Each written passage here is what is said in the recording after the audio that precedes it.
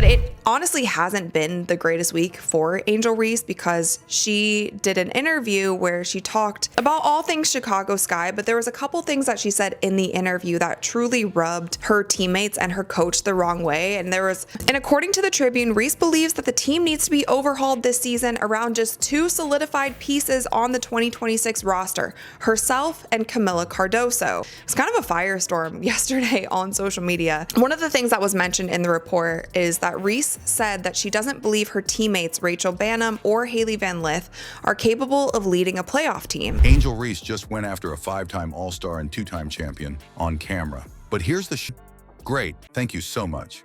Now back to the video. She said, I'm not settling for the same crap we did this year. We have to get good players. We have to get great players. However I can help to get the best here, that's what I'm going to do this offseason. Those are sometimes just sentiments that you just don't say publicly. And her teammates unfortunately saw this. The coaching staff saw this. I'd like to be here for my career, but if things don't pan out, obviously I might have to move in a different direction and do what's best for me.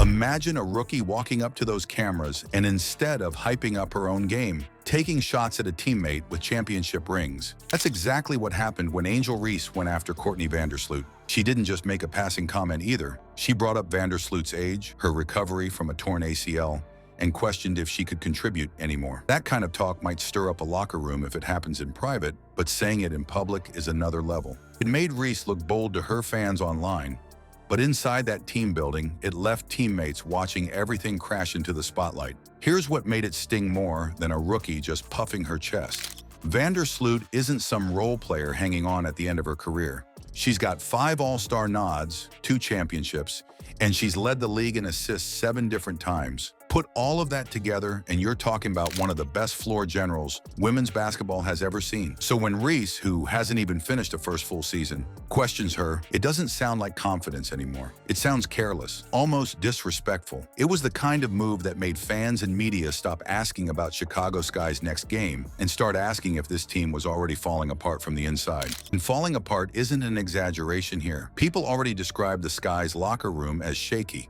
with leadership gaps and chemistry issues before this moment. So when Reese brought cameras into the drama by naming names, she basically ripped the lid off a pot that was already close to boiling. What happens when those kinds of words get repeated in headlines and videos online?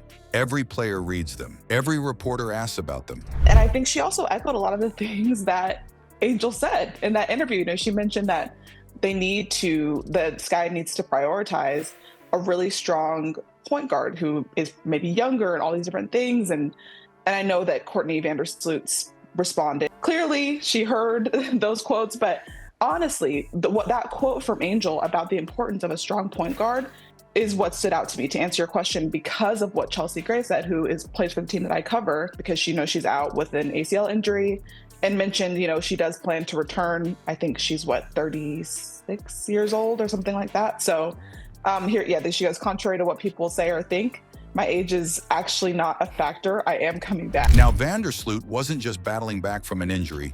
She had to answer questions about being called out by her own teammate. The reactions split straight down the line, too. Inside the locker room, veterans didn't run to social media to defend Reese. They kept quiet, shaking their heads, because when a rookie drags teammates out in public, trust disappears fast. But on the other side, Reese's fans went to war online. They blasted Vandersloot, tore down her accomplishments, and acted like criticizing a legend was just confidence. Instead of cooling things off, that fan noise made the fire louder, and it attached Reese's name to the kind of chaos that most franchises never want out in public. The timing couldn't have been worse. A team already trying to salvage chemistry was now staring at dysfunction. The veterans didn't know if they could trust a rookie who seemed happy to trade teammate unity for headlines. For a team trying to chase playoff contention, that's poison. Think about it.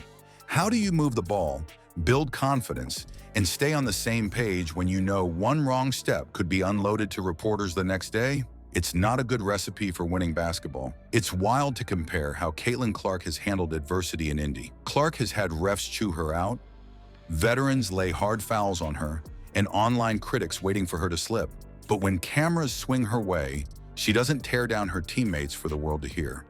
She absorbs the frustration, she keeps her players locked in, and she focuses the conversation back on the floor. That's the skill gap right now. While Reese was making headlines for calling out her own roster, Clark was busy earning trust by keeping hers together.